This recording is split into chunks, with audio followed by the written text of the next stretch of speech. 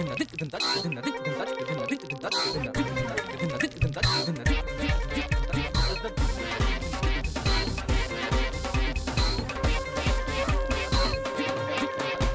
علیکم خواتین و حضرات، آئیے شروع کرتے ہیں حسب حال. میں ہوں آپ کا میزبان جنید سلیم. شو میں میرا ساتھ دے رہی ہیں ناجیہ اور ہم سب کو بہت عزیزی. السلام علیکم. السلام علیکم خواتین و حضرات. جن گھروں میں بجلی آ رہی ہے اور وہ آئی کی بات سن رہے ہیں، حسب حال پروگرام لگایا ہوا ہے جنہوں نے، ان سے گزارش یہ کرتا ہوں کہ آپ فکر نہ کریں. جن کے گھروں میں بجلی نہیں آ رہی، آپ کے رشتہ دار دوست احباب ان کو فون کر کے تسلی دیں کہ آئی جی نے چائنا کو آرڈر کر دیا کہ ہاتھ سے چلنے والا ٹی وی ایجاد کر.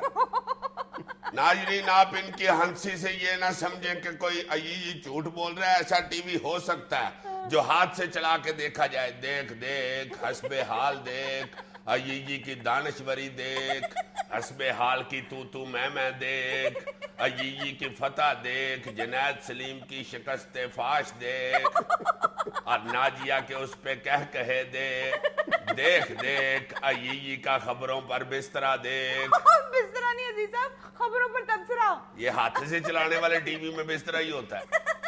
ناظرین کہیں گے ان کے پاس کہنے کے لیے آج کچھ نہیں ہے، وقت ضائع کر رہے ہیں. اس سے زیادہ میں اور کیا کہہ سکتا ہوں کہ لوڈ شیڈنگ کی وجہ سے بیڑے گرک ہو گئے. اتنی یار لوڈ شیڈنگ ہو رہی ہے، 8 گھنٹے بتی نہیں جاتی یار. 8 گھنٹے، کئی شہروں میں 20 گھنٹے کی لوڈ شیڈنگ ہو رہی ہے. کوئی بات ہو اس میں اپنا شہر اکاڑا ڈال لیتا ہے. اتنی بری حالت ہے یار لوڈ شیڈنگ کی وجہ سے. ایمان سے اپنے بچے دیکھ کے لگ رہا ہوتا ہے کہ پچھلے مہینے کے پکوڑے پڑے ہوئے. بالکل بیچارے ایسے پڑے ہوتے ہیں.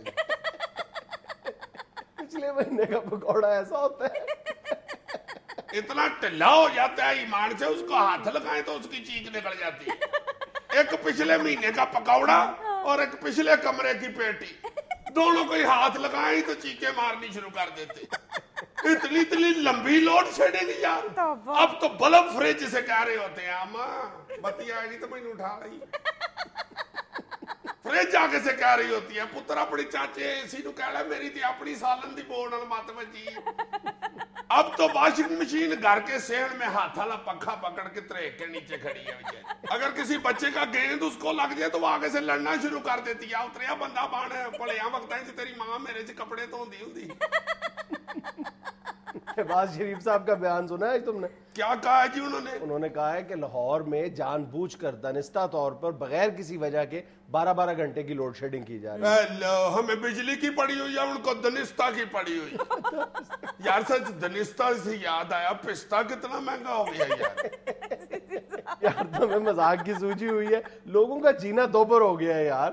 یار دوپہر سے یاد آیا ہم گوبر سے کیوں نہیں بجلی بناتے. یار انتہائی بیوقوف شخص ہے. یار بیوقوف سے یاد آیا یہ ابھی بھی بجلی کا وزیر راجہ پرویز اشرف ہی ہے.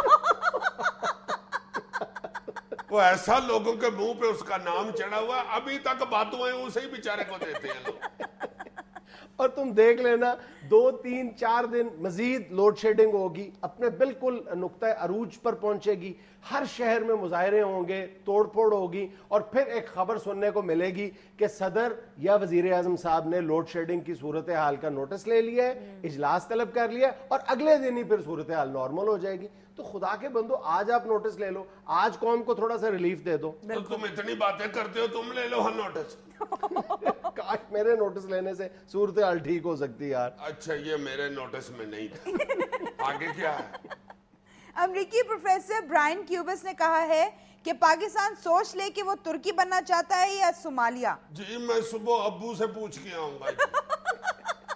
واہ مسٹر برین ٹیومر، کیا تمہاری ہیڈ ماسٹر طبیعت ہوئی ہے؟ جیسے بچہ سکول داخل کرانے جائے تو ہیڈ ماسٹر نہیں پوچھتا بیٹے تم ڈاکٹر بننا چاہتے ہو یا انجینئر. بھائی برین ٹیومر ہے، پہلے امریکہ سے تو پوچھو وہ سوویت یونین بننا چاہتا ہے یا چائنا. اے پی سی کے بعد امریکہ نے پیغام دیا ہے کہ اسے پاکستان کی ضرورت ہے. وزیر اعظم یوسف رضا گیلانی. میں صدقے جاؤں اپنے مرشد کے. آئے یار بڑی دیر ہو گئی ہے.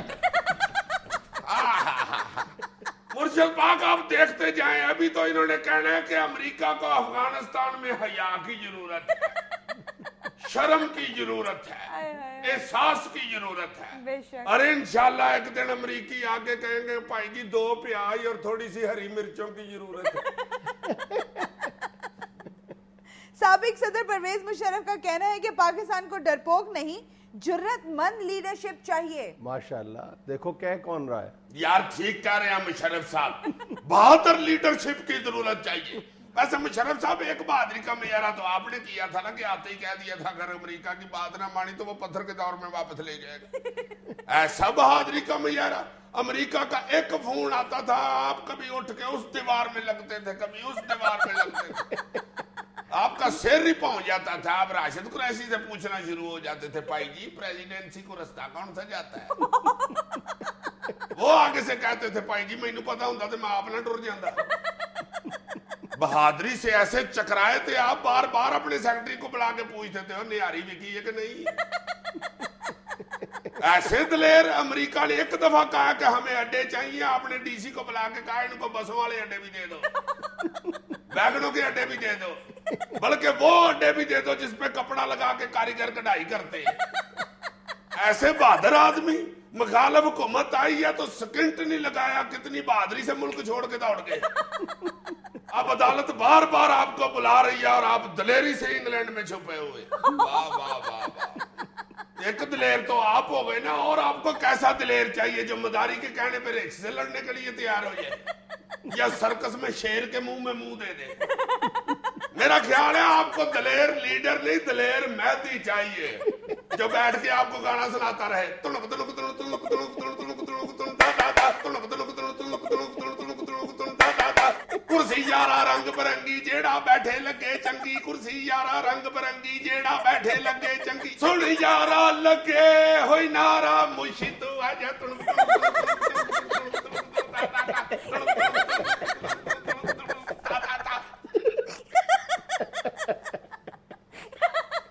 नाज़रीन, यहाँ वक्त होता है एक छोटी सी कमर्शियल ब्रेक का। अच्छा जी, पाज जुनैद साहब, ये जो रेमंड डेविस था वो अमरीकी खोता ही होता है, हंसते नहीं है, इस तरह का खोता ही होता है जो रेडी में छुपा हुआ रेडी को दलतियां मारनी शुरू कर देता है। ये जिसने इधर मयंग चुंगी लाहौर में हमारे 2 पाकिस्तानी मार दिए थे और सारा अमेरिका और उसका मीडिया चीखने लग गया था और सफारतकार कह के उसको छिड़ा के भी ले गए, हम देखते ही रह गए। और अब उधर सुना है मैंने कल उसने फिर कहीं किसी बंदे को दलतियां मारी हैं। खोता जो हुआ, खोता जहां भी चला गया दलती मारनी तो नहीं भूलता ना।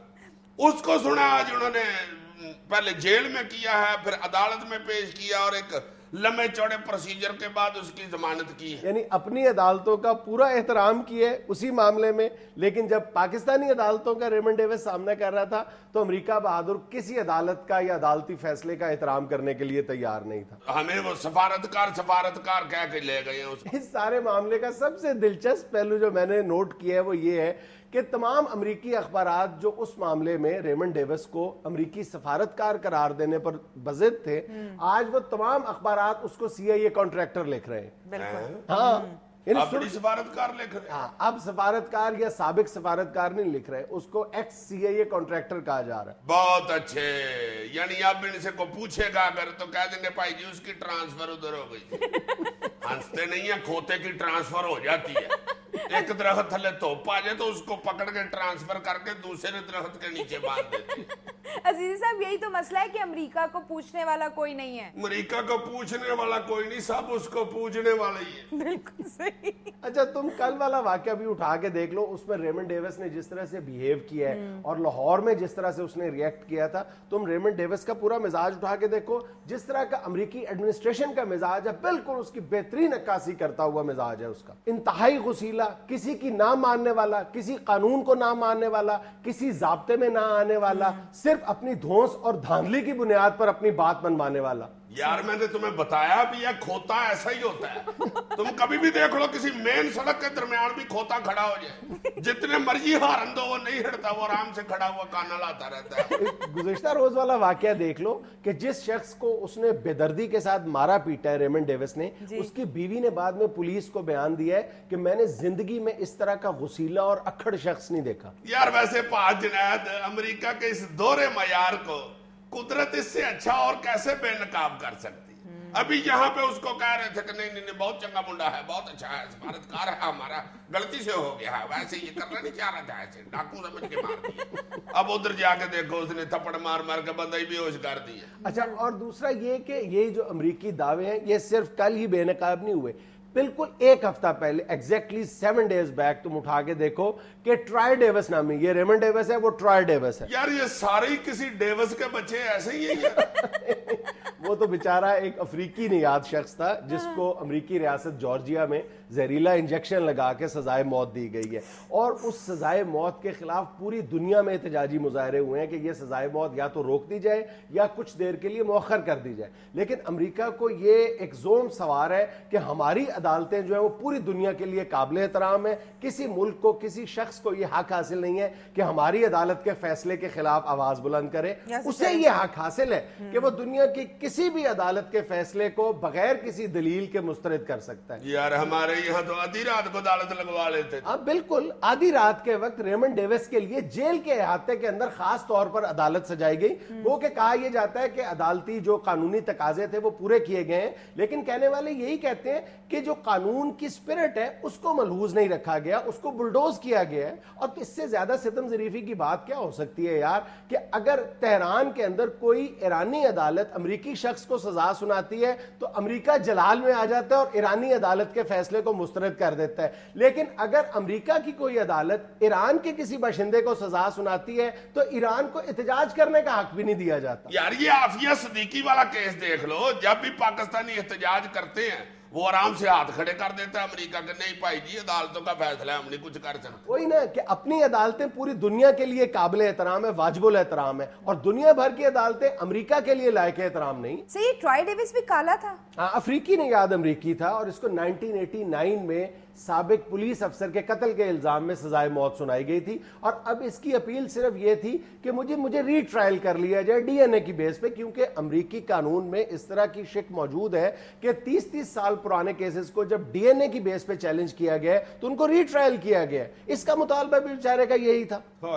से वैसे भी अमरीकी कालों के अंदर कानून के हवाले से बेचैनी पाई जाती है। एग्जैक्टली, और ट्राय डेविस को फांसी देने के बाद इस बेचैनी में कई गुना इजाफा हुआ है। अभी तक वहां पर अखबारात में, वहां के मीडिया में और सड़कों पर एहतजाजी मुजाहरे हुए हैं इसके लिए। डेस्मंड टूटू ने अपील की थी, वो बेनेडिक्ट ने अपील की थी, जिमी कार्टर ने अपील की थी इसकी रिहाई के लिए या इसकी सजा को मौखर करने के लिए। लेकिन अमेरिका के सर पे अपनी अदालतों की बालादस्ती का जो भूत और जोम सवार है, ये वाकया भी उसी का शाखसान है। यार ये जो अमेरिका में कालों पर जुल्म के खिलाफ मुजाहरे कर रहे हैं, इधर पाकिस्तान में भी तो बेचारे वो उसी जुल्म के खिलाफ एहतजाजी मुजाहरे हो रहे हैं। कालों के हक में? हाँ हाँ, हमारे यहाँ भी लोग आज सारा दिन सड़कों पे रहे हैं।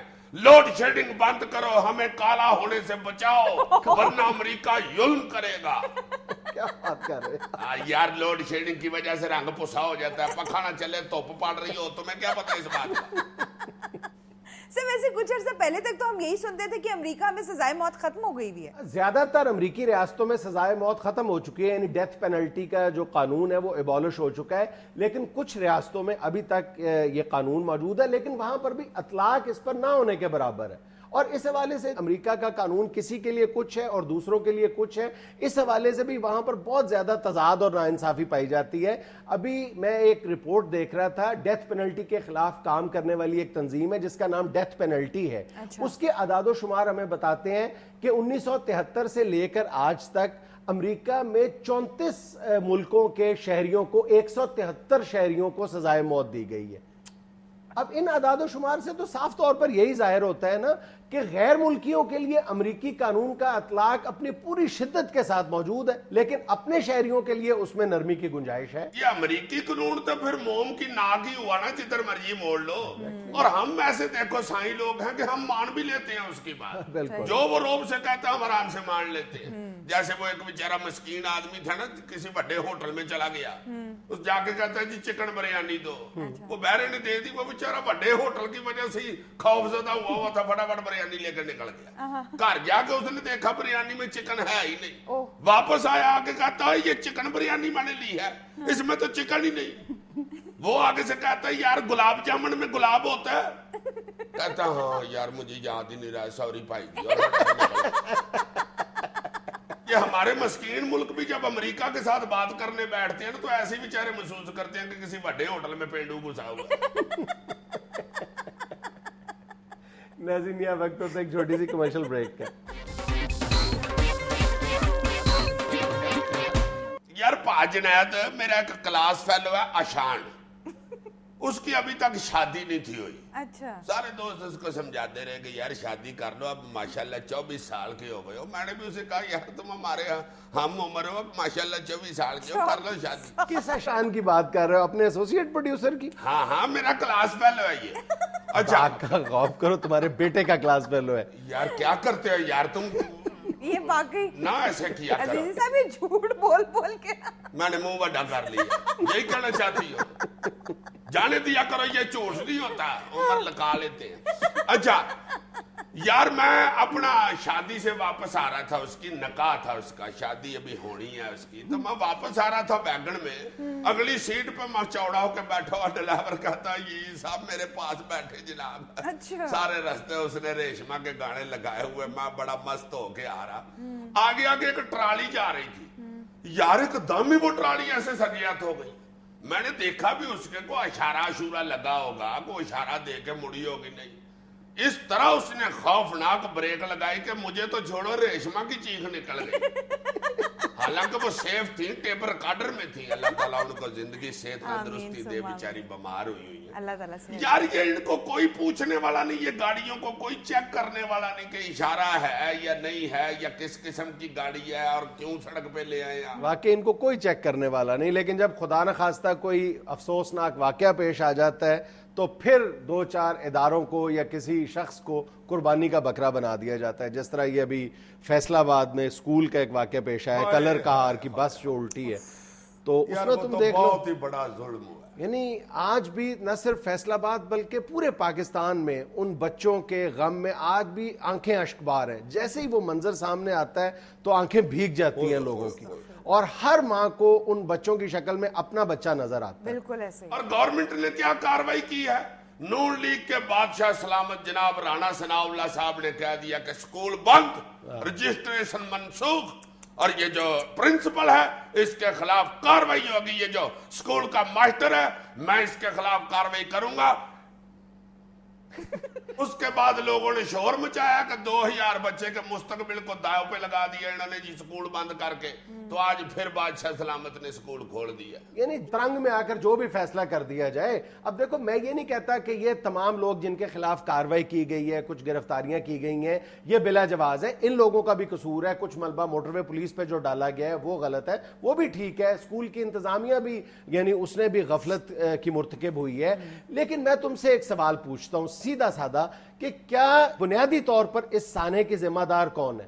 کیا پنجاب حکومت کے تحت کام کرنے والا ادارہ یا وہ اتھارٹی اس کی ذمہ دار نہیں ہے جو ان وہیکلز کو فٹنس سرٹیفکیٹ جاری کرتی ہے؟ بالکل تم ٹھیک کہہ رہے ہو۔ یعنی تم اگر کسی بس میں سوار ہوتے ہو تو تم پہلے یعنی اس ڈرائیور سے پوچھتے ہو کہ کیا آپ کے پاس لائسنس ہے، ڈرائیونگ لائسنس ہے، یا آپ کے پاس فٹنس سرٹیفکیٹ موجود ہے؟ نہیں پوچھتے نا۔ بالکل آرام سے بیٹھ جاتے ہیں، اس وقت تو وہ گنیریوں والا آگے آیا ہوتا ہے، پیچھے ہٹ یار جلدی جلدی۔ بالکل تم یہ پوچھنے کی زحمت کس لیے گوارا نہیں کرتے؟ اس لیے کہ تمہیں یہ یقین ہے کہ یہ پوچھ گچھ کرنے والا، اس کا ڈرائیونگ لائسنس چیک کرنے والا، اس کا فٹنس سرٹیفکیٹ دیکھنے والا ایک ادارہ یا اتھارٹی موجود ہے اور وہ اس کو چیک کر رہی ہوگی۔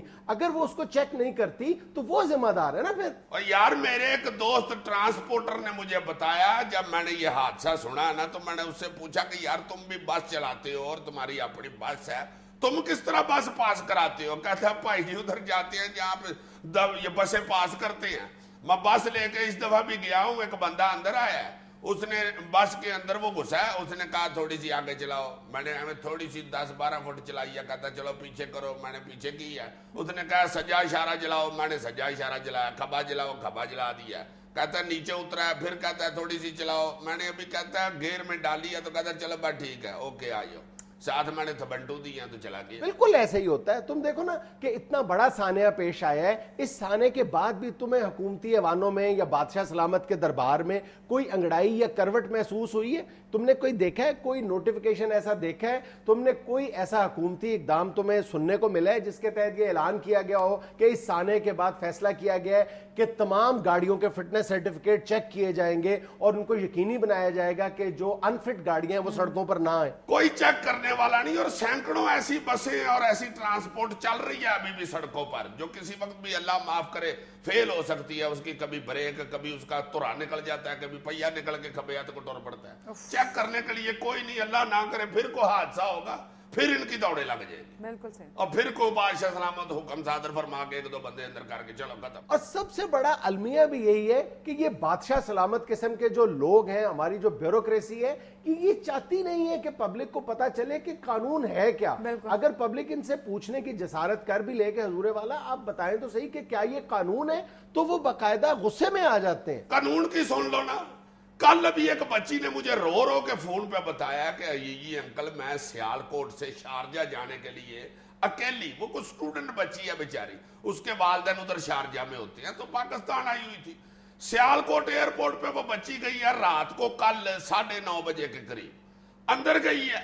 ये जो एंटी नार्कोटिक्स वाले नहीं होते, इनकी कोई खातून थी, उसने कहा जी के बैग चेक कराओ, उसने बैग चेक कराया। उसके बाद कहती है बैग मेरा बंद करके कहती है मेरे पीछे आ जाओ। वो बच्ची कहती है मैं उसके पीछे पीछे चली गई हूँ, मुझे अंदर एक कमरे में ले गई है, वहां 4 कुर्सियां पड़ी हुई थी, एक उधर कंप्यूटर लगा हुआ था। कहती है अंदर जाके वो कमरा बंद करके मुझे कहती है कि कपड़े उतारो। कहती है जी क्यों जनाब, क्या हुआ है? कहती है कि बस हमने चेक करना है, कानून है। ये कौन सा कानून है? उस बच्ची ने कहा कि मैं आती जाती हूँ एयरपोर्ट्स पे, मेरे वालिदैन शारजा होते हैं, मुझे आप बताएं तो सही ये कानून कहाँ है, ये मुझे दिखा दें तो मैं बिल्कुल कानून पे अमल करूंगी, मगर मुझे किसी बंदे को बुलाएं, मुझे बताए कि ये कानून है। कहती है कि मैंने इतनी बात की है तो वो गर्मी खा गई है कि अब कानून तुम मुझे समझाओगी या हम तुम्हें बैठ के कानून समझाएं। वो कहती है कि देखे मुझे आप नफसियाती तौर पे तकलीफ दे रहे हैं, ऐसे ना करें, कानून पे चले। तो उसको उसने थप्पड़ मारने शुरू कर दी। वो बच्ची कहती है जी कि मैं अंकल हैरान हो गई कि ये मेरे साथ क्या करना इसने शुरू कर दिया, इसको इंसानियत का कोई जरा एहसास ही नहीं है। कहती है मैंने जब जरा शोर मचाया तो बाहर निकल गई और एक बंदे को लेके आ गई है, उसने भी पैंट कोट पहना हुआ था, कहते हैं वो अंदर आ गई है। मैंने उसको कहा जी कि ये मुझे ये कह रहे हैं तो मुझे कानून बताएं। उसने कहा जी कानून तो ये है, बंदा भी यही कह रहा है। यार हद हो गई है। वो बच्ची कहती है कि मुझे एकदम, बस करो यार, बस करो, बस सुनो करो, तो सही ना, बस करो यार। वो बच्ची तो कहती है कि मुझे एकदम एक याद आ गई, खातून हमारी कोई अजीज थी, वो भी कोई एयरपोर्ट की ऑफिसर थी। कहती है मैंने उसका नाम जब लिया तो थोड़ी देर बाद वो जरा नरम पड़ गए और फिर उन्होंने मुझे जाने दिया। यार थप्पड़ मारती है बच्ची को एयरपोर्ट पे, पाकिस्तानी बच्ची पाकिस्तान के एयरपोर्ट पे, ऐसा हो रहा है। बातें हम अमेरिका को करते हैं। ये किस एयरलाइन पे जा रही थी वो? जी PK209 उस बच्ची की फ्लाइट का नंबर था। रात को 9:30 बजे वो वहां पहुंची है, 10 बजे के करीब ये वाकया उससे पेश आया। शारजा बेचारी जा रही। अब इस बच्ची की आह या बद्दुआ किस किस को नहीं लगेगी? इस निजाम को, जो वो उसके मुंह से निकलेगी बद्दुआ, वो इस निजाम को नहीं, इस निजाम से जुड़े हुए हर शख्स को बद्दुआ लगेगी। यार तुम बद्दुआ को कह रहे हो, ये सोचो कि ये बच्चे जिन्होंने आगे मुल्क संभालना है, ये क्या कानून की इज्जत करेंगे या क्या इन अहलकारों की जो कानून के रखवाले हैं, कितनी कोई इज्जत इनकी इनके ज़हनों में रह जाएगी बच्चों को। नाज़रीन, यहाँ में लेनी एक छोटी सी कमर्शियल ब्रेक। आज आप किस टॉपिक पर तू मैं कर रहे हैं? शो शुरू होने से पहले मैं इसे बता रहा था कि आज तू मैं का टॉपिक ये है कि पेरेंट्स को आजकल के माहौल में बच्चों को घर से बाहर खेल कूद के लिए निकलने की इजाजत देनी चाहिए या नहीं। तो कहने लगा बहुत अच्छा टॉपिक है। मैंने कहा तुम बताओ, तुम इसके हक में बोलोगे या मुखालफत में? कहने लगा कि तुम जो भी कहोगे मैं उसकी मुखालफत करूंगा, तुम बताओ कि तुमने क्या कहना है। दुश्मनियां एवें ते नहीं पल दियां सोने। اچھا تمہاری کیا رائے ہے بتاؤ؟ تمہاری کیا رائے ہے؟ تم میری رائے تو سیدھی سیدھی یہ ہے کہ ماں باپ کو چاہیے ہی نہیں بلکہ ان کا فرض ہے کہ وہ اپنے بچوں کو کھیل کود کے لیے گھر سے باہر جانے کی نہ صرف اجازت دیں بلکہ خاص طور پر اس کا اہتمام کریں کہ ان کی جو آؤٹ سائڈ ایکٹیویٹیز ہیں، ہیلدی ایکٹیویٹیز ہیں، اس میں اضافہ ہو۔ لو جی، مجھے اس کے جو رحمان ملک ہیئر سٹائل ہے نا، اس سے ہی مجھے محسوس ہو رہا تھا کہ ضرور یہ کوئی غلط بات کرے گا۔ یہ غلط بات ہے۔ او بھائی جی، یہ جو حالات جا رہے ہیں اس میں کو بات کرو کرنے والی۔ جو حالات ہے اس وقت، بچوں کو باہر بھیج دیا کرے گھر سے۔ باہر بھیج دیا کریں کیا مطلب؟ گھر سے نکالنے کی بات نہیں ہو رہی، کھیلنے کودنے کی اجازت دینے کی بات ہو رہی ہے۔ کھیلنے کودنے کی میں کہہ رہا ہوں، وہ باہر جا کے کہہ رہے ہو نا کھیلنے کودنے، تو باہر ہی ہوتا ہے۔ حالات تو دیکھو کیا جا رہے ہیں، بچے باہر جائیں کھیلنے کودنے کے لیے، کو آگے بندہ ان کے نک کے اوپر رومال رکھ کے بے ہوش کر کے ان کو اغوا کر کے لے۔ یار یہ تمہارے ذہن میں کوئی پرانا فلمی سین بیٹھا ہوا ہے کہ رومال منہ پہ رکھ کے بے ہوش کر لیں گے؟ نہیں واقعی یہ پرانا فلمی سین ہے۔ آپ تو جو اغوا کرنے آتے ہیں نا، وہ ساتھ بے ہوش کرنے والا ڈاکٹر لے کے آتے ہیں۔ فضول بات کر رہے ہیں۔ اور میرے کہنے کا مطلب یہ ہے کہ یہ اس خوف کے پیش نظر کہ باہر لا اینڈ آرڈر کی سچویشن ٹھیک نہیں ہے، صرف اس خدشے کے پیش نظر تم اپنے بچوں کو گھروں میں قید کر دو، ان کو ان کے بنیادی حق سے محروم کر دو کہ باہر جا کر کھیلیں کودیں۔ یار بنیادی حق کب دیکھتے رہے، اب یہ نہ دیکھیں کہ بچے کی حفاظت کیسے کرنی ہے۔ تمہاری مات تو نہیں ماری تو گئی؟ پھر بچوں کو بیڑیاں پہنا کر بیڈ کے ساتھ باندھ دو ان کو۔ کس لیے بچوں کو باندھ دیں جی بیڈ کے ساتھ؟ خامد کس لیے ہوتا ہے؟ میرا مطلب ہے کہ بچہ کو قیدی تو نہیں ہوتا، مگر گھر کے اندر رہے، اندر ہی کھیلے کودے۔ اس میں باہر جانے والا کوئی ضروری تو نہیں ہے۔ باہر جائے بغیر، باہر کھیلے کودے بغیر، باہر کے ماحول میں پلے بڑے بغیر بچے میں اعتماد آ ہی نہیں سکتا۔ یار کون سا اعتماد؟ مجھ میں اعتماد نہیں ہے، میں تو گھر میں ہی بڑا ہوا ہوں۔ اور یار خاک تم گھر میں بڑے ہوئے، تمہارے بڑے بھائی بتاتے ہیں ہر تیسرے دن مسجد میں اعلان کرانا پڑتا تھا تمہاری گمشدگی کا۔ اسی لیے اعلان کرانا پڑتا تھا نا کہ کبھی کبھی نکلتا تھا گواچ جاتا تھا۔ جب میں تمہیں اتنا ڈیسنٹ نظر آتا ہوں اسی لیے کہ میں گھر کے اندر رہتا تھا۔ باہر بچوں کو بھیجتے ہیں، وہ دوستوں یاروں میں اور دوسرے لفنٹر لوگوں سے گالیاں سیکھ لیتے، بدتمیزی والی گفتگو کرنی شروع کر دیتے، عقل ہی نہیں رہتی ان کو کہ بولنا کیسے ہے۔ میری بات سنو، اگر تم یہ سمجھتے ہو نا کہ گھر میں قید کر کے بچے کی اخلاقیات کا تم تحفظ کر سکتے ہو تو یہ تمہاری خام خیالی ہے۔ اگر بچے نے خراب ہونا ہے، اس کے اخلاق نے خراب ہونا ہے، تو آج کل اس کے لیے گھر کے اندر سامان کم نہیں ہے۔ یہ انٹرنیٹ موجود ہے، ٹی وی موجود ہے، میڈیا موجود ہے جو اس کے اخلاق کو آرام سے بگاڑ سکتا ہے اگر ماں باپ کی تربیت سر پہ نہیں ہوگی تو۔ یار جانے دو خدا کے واسطے، کیوں ہمیں بچوں کو مت مار رہے ہو یہ کہہ کے؟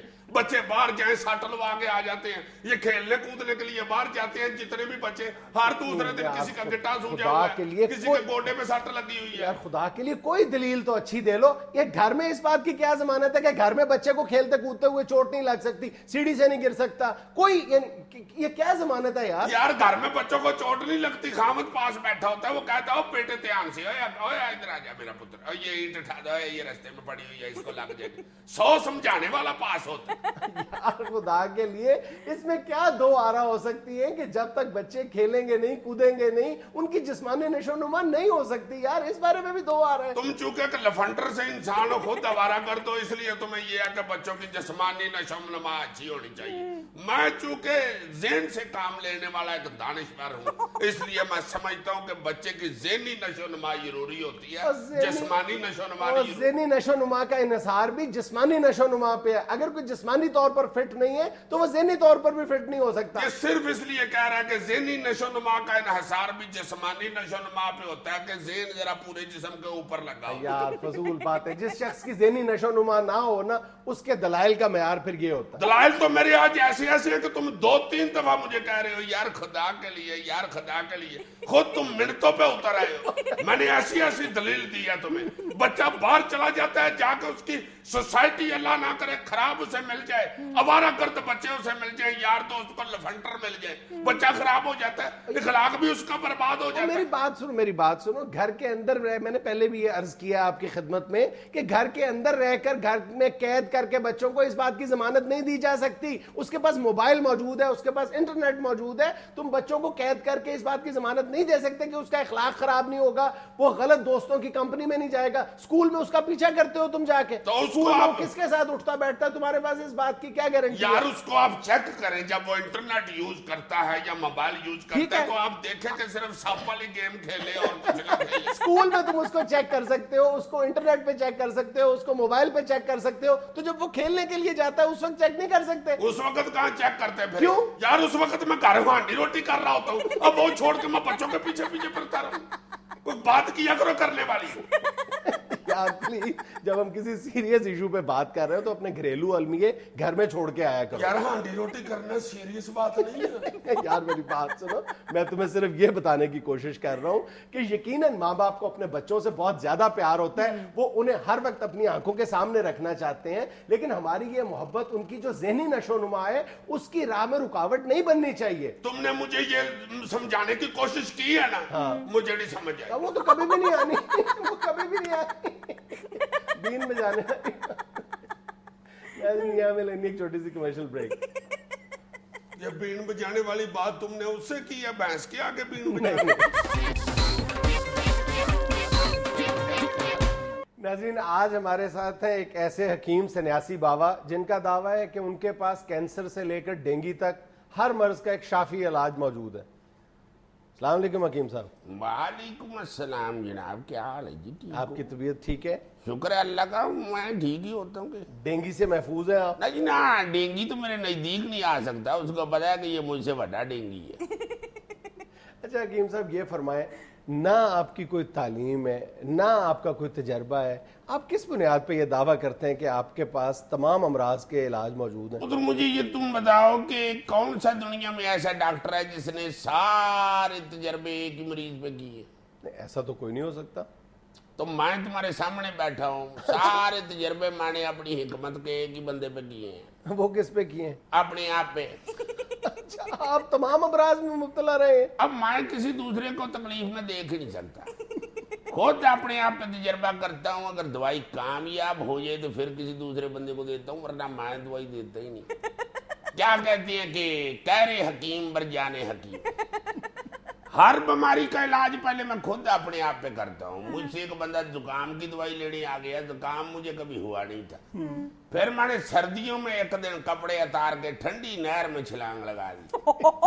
1.5 घंटा मैं तरता रहा हूँ। जब मुझे फुल ही काम हो गया तो मैं बाहर निकल के फिर अपने आप पे तजर्बे करने शुरू हो गया। ऐसी मैंने ये काम की दवाई बढ़ाई है कि 2 खुराकों में ये काम नजर नहीं आता गया किधर है। और याद रखना, सारी जिंदगी ये तुम्हें को और बाबा बताएगा नहीं, उस्तुखुद्दूस ये जुकाम की दवाई है, या ये मेरे से मिलता है खालिस उस्तुखुद्दूस या अब्दुल कुद्दूस की दुकान से मिलता है। तीजा बंदा नहीं है शहर में जो तुम्हें खालिस उस्तुखुद्दूस दे। आपका तो दावा है कि आपके पास डेंगू का इलाज भी है। आपको डेंगू भी हुआ था? डेंगी हुआ, डेंगी मुझे लड़ गई तो डेंगी बना। पहले ये सादा मच्छर था, जब ये मुझे लड़ा तो फिर इसके रजिस्ट्रेशन आई डेंगी हुई। डेंगू का इलाज क्या है आपके पास? इसके लिए मुझे बड़ी पाजनस करनी पड़ी है, क्योंकि डेंगू बहुत खतरनाक मच्छर होता है। इसके लिए दवाई बनती है जो, वो इससे ज्यादा खतरनाक जहर ढूंढना पड़ा मुझे। मेरे ये में आया कि पहाड़ी सांप की चर्बी डाली जाए अगर दवाई में तो फिर डेंगू का इलाज हो सकता है। अच्छा। फिर मैंने पहाड़ी सांप पकड़ा, उसकी मैंने दवाई बनाई, फिर उसके साथ मैंने डेंगू का इलाज किया। बंदा 1.5 घंटे में उठ के खड़ा हो गया। पहाड़ी सांप कहाँ से पकड़ा आपने? पहाड़ी सांप जो होता है ये बड़ा कम मिलता है। मैंने 10-12 शुरू में तो पहाड़ी सांप पकड़ लिए, मुझे मिल भी गए। फिर डेंगू इतना फैल गया कि सांप ही खत्म हो गए। फिर मैंने मैदानी इलाके से 100-150 डग सांप लिए और उनको जाके पहाड़ी पे छोड़ा। जब पहाड़ी सांप बन गए तो फिर उनको पकड़ के लाया और दवाई बढ़ाई। ये जो पपीते से डेंगू का इलाज है ये भी मैंने इंट्रोड्यूस करवाया। वो कैसे? वो हमारे हमसायों की तरफ पपीता लगा हुआ था। मेरा एक दिन दिल किया, मैं पपीता तारने लगा, ऊपर से मेरा हमसाया आ गया। उसने मेरी बड़ी बेइज्जती की, जो चपेड़े चपूड़े उसने मारी वो मैं और किसी को बताता नहीं। लो जी, मुझे चढ़ गुस्सा गया। मैंने कहा ले आउनिया पपीता है नहीं है, मैं है नहीं। डेंगू फैला जब मैंने महल्ले में मशहूर कर दिया ये पपीता जो है ये डेंगू का इलाज है। अच्छा। अब महल्ले के लड़कों ने उसका सारा पपीता गंजा कर दिया। अब दरख्त उसका बिल्कुल ऊंट बांधने वाले किले जैसा हो गया। अब मैं कभी कभी उसका दरवाजा खड़का के कहता हूँ, सना पपीता खादा ही, आगे से गंदी गालियां निकालता है। تو وہ آپ کو گالیاں نکالتا ہے, آپ اسے کچھ نہیں کہتے؟ وہ تو ہر دوسرا مریض نکالتا ہے, اب کس کس کو کہوں؟ کیا مطلب ہے آپ کا؟ میں جو بھی ایک دفعہ دوائی لے کے جاتا ہے, جب دوسری دفعہ آتا ہے تو پھر ظاہر ہے. حکیم صاحب اتنے آپ دعوے کرتے ہیں, خود آپ کو اتنی موٹی اینک لگی ہوئی ہے, اپنی آنکھوں کا علاج کیوں نہیں کرتے؟ جنید صاحب یہ ایک بڑی دکھی سٹوری ہے. میں رنگ گورا کرنے والی کریم بڑا بیٹھا, ساتھ والی ہمسائی کو پتا چلا, وہ دوڑی آئی. اسے پتا تھا کہ حکیم بڑا تگڑا ہے, اس کے پاس ہر ویلے رش بڑا رہتا ہے. اس کو کیا پتا تھا رش کس لیے رہتا, میں اصل میں ساتھ چرس بھی بیچتا ہوں. لو جناب مجھے آگے کہتی ہے حکیم صاحب پتا چلا ہے آپ نے کریم بڑھائی ہے. میں نے کہا بڑی ودیا کریم ہے, پر جائی تیرے نہیں میں استعمال کی ہے, لے جاؤ. 3 شیشیاں لے گئی, جا کے اس نے بابا ساری یادہ کریم لگا لی, منہ اس کا سڑ گیا. دوڑی آئی میرے پاس, کہتی آ اترے حکیمہ تو تے کہندا ہے تیری بیگم نے لائی ہے کریم, تے میرا تے منہ ہی سڑ گیا. میں نے کہا نہیں, سڑ تو اس کا بھی گیا تھا. غصہ اسے چڑھ گیا, پرے میرا کھرل پڑا ہوا تھا, اس کا وٹا اٹھا کے اسے بگا کے مارا میرے سر میں. بس اس وقت سے مجھے موٹی اینک لگ گئی. اچھا حکیم صاحب یہ بتائیے, آپ کے پاس ڈپریشن اور ٹینشن کا علاج بھی ہے؟ اس کا تو بڑا سوکھا علاج ہے, میں نے 3-4 سال تحقیق کر کے اس کا علاج نکالا ہے. اچھا ہاں, ٹینشن کا سوکھا علاج ہے. کیا ویا لوا کے باہر ٹور جاؤ, آپ ٹینشن ختم. حکیم صاحب یہ کیا علاج ہوا؟ میں نے آپ کو بتایا نا, میں سارے علاج اپنے آپ پہ تجربے کر کے نکالتا ہوں. مجھے بڑی ٹینشن رہتی تھی, اچھا شادی شدہ جو ہوا, پھر میں نے تحقیق کی تو پتا چلا کہ باہر رہو تو پھر ٹینشن نہیں ہوتی. اچھا حکیم صاحب یہ گیدڑ سنگھی ایک بہت بڑی مت ہے, یہ اصلی گیدڑ سنگھی ملتی ہے کہیں سے؟ بالکل نہیں ملتی, اور نہ ہی مل سکتی ہے. کیوں؟ کیونکہ سنگھوں والا گدڑ ہوتا ہی نہیں, تو گدڑ سنگھی کہاں سے ملے؟ اچھا اس کی پہچان آپ کو پتا کیا ہوتی ہے؟ اس کی صرف ایک ہی پہچان ہے کہ اصلی گدڑ سنگھی کسی کے پاس نہیں ہے سوائے میرے. یہ تو سارے ہی دعویٰ کرتے ہیں. تو چلو سارے دی سن لی نا, تو میری بھی سن لی. آپ کے پاس اصلی گیدڑ سنگھی کہاں سے آئی؟ اور مجھے ایک گدڑ خود آ کے دے گیا تھا. مجھے آ کے کہنے لگا کہ اپنا سنیاسی بابا ہے, یہ میری سنگھی رکھ لو. اب ایک گدڑ خود دے رہا ہے تو ظاہر ہے گدڑ سنگھی ہوگی نا. اور کتنی کو گفتگو ہے, میں نے ابھی ڈاکٹر کے پاس بھی جانا ہے. ڈاکٹر کے پاس؟ یہ تھا آج کا حسب حال. اپنے فیڈ بیک سے ضرور نوازیے گا. خوش رہیں, خوش رکھیں. آپ سے ملاقات ہوگی انشاءاللہ اگلے ہفتے. اللہ حافظ.